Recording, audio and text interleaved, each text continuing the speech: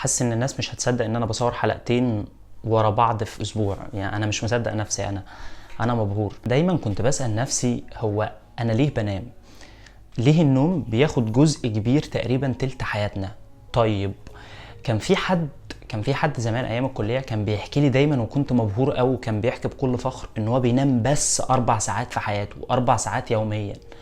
وكان هو حاسس بفخر جدا ومبسوط من نفسه ان هو بيعمل كده. وكنت بزعل من نفسي قوي، بحس ان انا بنام 8 ساعات. ده ايه ده؟ مفيش كده.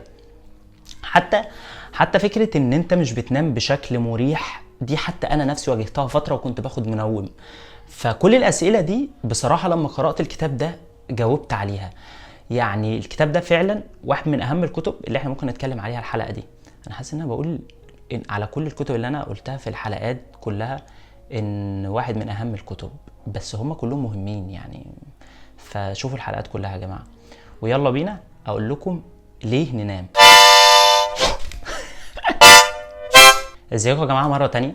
في الحلقه دي هنتكلم عن كتاب لماذا ننام، او كتاب واي سليب على حسب اللغه اللي انت هتقراه بيها يعني، للكاتب واستاذ علم الاعصاب البريطاني ماثيو ووكر. بصراحه الكتاب ده بيفهمك اليات النوم وازاي تنام بشكل كويس. طيب وليه بننام اصلا؟ طيب هل لو انا ما نمتش هيبقى فيه اثر سلبي عليا؟ طب هل ممكن ده يساعد ان انا اطور حياتي بس ان يبقى عندي عادة النوم؟ في الحلقة دي هنناقش كل ده. في البداية الكاتب في الكتاب ده بيعرفك آلية النوم بتمشي ازاي. بيقول ان النوم بيتكون من 5 دورات كاملة. الدورة بتاخد لها من 90 ل 120 دقيقة. ان كل دورة بتتكون من نوعين، وهو نوم حركة العين الغير سريعة، وده اللي بيكون فيه 80% من النوم بتاعك. وده غالبا انت مش بتحلم في الوقت ده، يعني 80% من نومك انت مش بتحلم فيهم، ولكن الجسم بتاعك بيعيد بناء نفسه وبيفرز هرمونات النمو، والريكفري بتاعك بيحصل. اللي حصل على مدار اليوم كله بيحصل في خلال الوقت ده، في خلال ال 80% دول. اما الجزء الثاني هو حركة العين الغير سريعة، وده اللي بيبقى ال 20% الباقيين، وده الوقت اللي انت بتحلم فيه. يعني كل الأحلام اللي انت بتحلمها دي وبتعيش فيها، الوقت ده هو بس 20% من نومك. انت جسمك بيتفاعل مع الأحلام دي زي ما بيكون صاحي بالظبط، ولكن ليه بقى مش بتتحرك أو بتعمل الحاجات اللي انت بتشوفها في نومك؟ جسمك بيفرز هرمون بيساعدك ان انت ما تتفاعلش مع الحاجات اللي انت بتشوفها في احلامك. يعني تخيل مثلا جسمك ما بيفرزش الهرمون ده ونلاقيك راكب تاكسي رايح اي مكان وانت نايم، يعني الموضوع هيبقى ويرد. مثلا الناس اللي هم بيمشوا وهم نايمين، اعتقد ده بيبقى عندهم مشكله في الهرمون ده. فالكاتب بيقول ان النوم بشكل صحيح مش بيعتمد على كم الوقت اللي انت نمت فيه، ولكن بيعتمد على الجوده او جوده النوم بالنسبه لك، او جوده نومك يعني. طيب انا اعرف منين اذا كانت جوده نومي كويسه ولا مش كويسه؟ الكاتب حط كام علامه كده ان انت تقدر تعرف بيهم انت نومك كويس او لا. العلامه الاولى وهي انك بتحتاج تنام الظهر او تاخد قيلولة كده او لا، ده مش الطبيعي.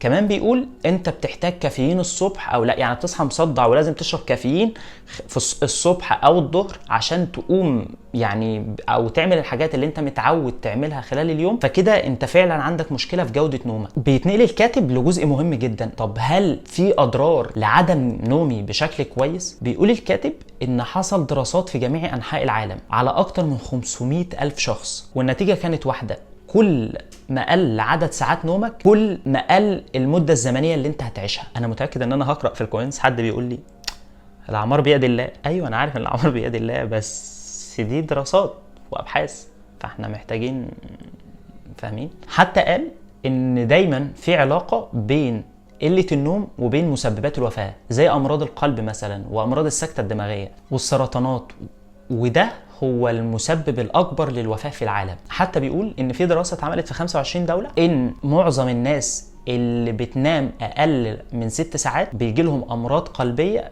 بنسبة 47%. كمان بيقول ان تأثير قلة النوم بيأثر على التركيز واتخاذ القرارات الحياتية عموما، وهي من المسببات الرئيسية لحوادث السيارات كمان، وغيرها حاجات كتير قوي. خلينا نقول ايه الفوائد بقى للنوم بشكل صحيح، وهقول لك كمان ازاي تحسن جودة نومك. ووكر بيقول ان النوم بشكل كويس بيخلي قدرتك على التعليم والحفظ بشكل افضل. يعني ان المعلومات بتتنقل من ذاكره المدى القصير لذاكره المدى الطويل بشكل اسرع وبشكل افضل. ده غير ان حالتك المزاجيه بتتحسن بنسبه كبيره، وبيقلل كمان مستويات القلق والاكتئاب عندك. كمان الالم الجسدي بيقول ان جسمك بيعيد بناء نفسه بشكل افضل لما بتنام وقت كافي. حتى بيستدل بكده ان معظم لاعبين كمال الاجسام اللي بيكون ادائهم افضل بيكونوا بيناموا بشكل كويس، وبتكون جوده نومهم افضل من اللاعبين التانيين. نوصل الجزء الاهم، النصايح اللي بيقدمها الكاتب عشان تنام بشكل كويس وانك تحسن جودة نومك. الكاتب بيقول حدد وقت ثابت لنومك حتى في الاجازات، يعني مثلا تنام الساعة 11 هتصحى الساعة 8 مثلا، يعني ده وقت ثابت على طول. في الاجازات بقى، مش في الاجازات، في اي وقت هو ده وقت نومك تنامه. بيقول كمان خلي اوضتك هادية واقفل كل الانوار او اي نور ممكن يجي من بره.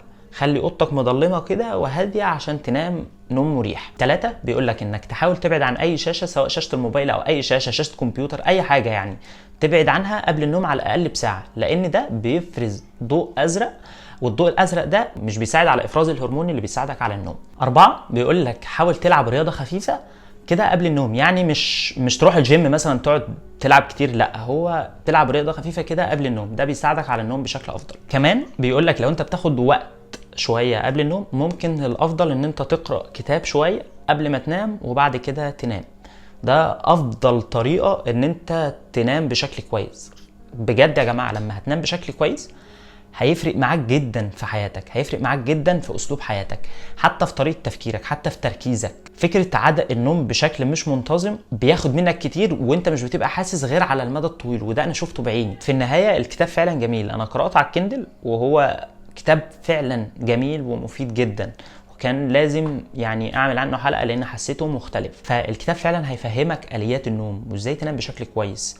فحقيقي الكتاب مهم، هيخليك حته كده تنور عندك بخصوص الموضوع ده او بخصوص العاده اللي ممكن تعملها بالنسبه لك. كمان انا هستنى الكومنتس عن ازاي بتحسنوا جوده نومكم وازاي بتناموا بشكل كويس. هستنى اقرا كل الكومنتس، ويعني قولوا لي لو عجبكم الفيديو، وان شاء الله يعني تعملوا لايك وشير وسبسكرايب. زي ما قلت لكم بقرا كل الكومنتس، وكمان يبقوا هسيب لكم من الانستجرام تحت تشوفوا انا بقرا ايه الفتره دي، ويعني تتابعوا شويه انا بعمل ايه. واستنوني في الحلقه اللي جايه. سلام.